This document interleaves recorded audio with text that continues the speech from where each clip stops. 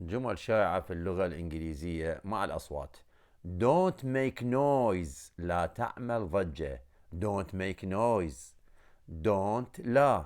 Make تعمل. Don't make لا تعمل. Noise ضجة.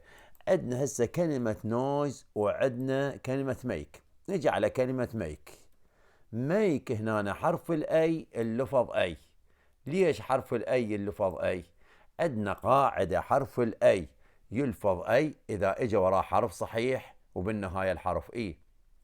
وهسه هو إجا وراه حرف صحيح الكي وبالنهاية الحرف إي. ميك. وعندنا مثلا كلمة تيك يأخذ. تيك يأخذ. فيك. فيك مزور. عندنا سيك مصلحة. عندنا كلمة ميد صنع أيضا الدي حرف صحيح وبالنهاية الحرف إي. عندنا كلمة ليت. ليت متأخر. واكو كلمة ليتر. ليتر فيما بعد. ميت زميل. هيت يكره. فيت مصير. إذن حرف الأي يلفظ أي إذا إجا وراه حرف صحيح وبالنهاية الحرف إي. تيك قلنا يأخذ. تيك يأخذ. فيك مزور. سيك مصلحة. ميد صنعة. ليت متأخر. ليتر فيما بعد.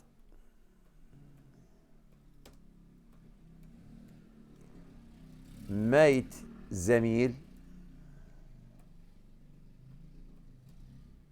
هيت يكره.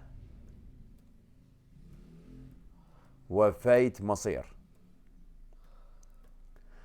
نلاحظ احنا هسه مثلا على سبيل المثال ميت هذني وهيت وفيت هنا حرف الاي قلنا كلهن يلفظ اي. ليش؟ لانه جا وراه حرف صحيح وبالنهايه الحرف اي. وطبعا عندنا هنا هذا حرف الاي اللي بالنهايه كل حرف اي بالنهايه ما يلفظ. ربما تسال سؤال تقول له عاد شنو فائدته؟ هذا فائدته يفعل حرف العله اللي قبله. يعني شلون يفعل حرف العله اللي قبله؟ هسه على سبيل المثال عندنا كلمه ميت زميل. ميت زميل. هذا لو نفرض ماكو حرف الاي. هنا حرف الاي ماكو. كان لفظة الكلمة مات. كان لفظة الكلمة مات. ومات معناها حصيرة. لكن هذا حرف الاي اللي بالاخير خلى الحرف الاي اللي قبله يلفظ اي. ميت. كذلك عندنا كلمة هيت. لو نفرض ماكو حرف الاي كان صارت هات قبعة. وفيت مصير كان صارت فات. فات سمين. هذا بالنسبة إلى كلمة ميك والحرف الأي. عندي كلمة نويز. نويز ضجة. المقطع او اي يلفظ صوت الاوي. كل او اي يلفظ صوت الاوي. نويز. عندي اويل. اويل زيت. عندي بويل يغلي. سويل تربة. عندي كلمة فويس صوت. وعندي كلمة choice. choice اختيار. هذا نلاحظ هنا المقطع او اي يلفظ صوت الاوي.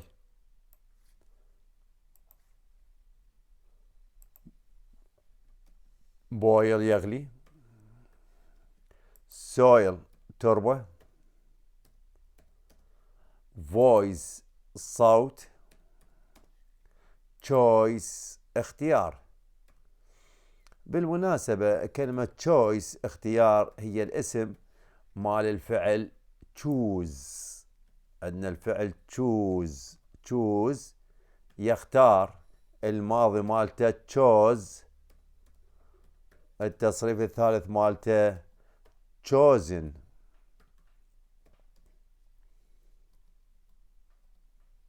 التصريف الثالث مالته chosen.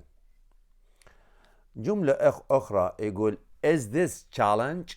هل هذا تحدي؟ is this challenge؟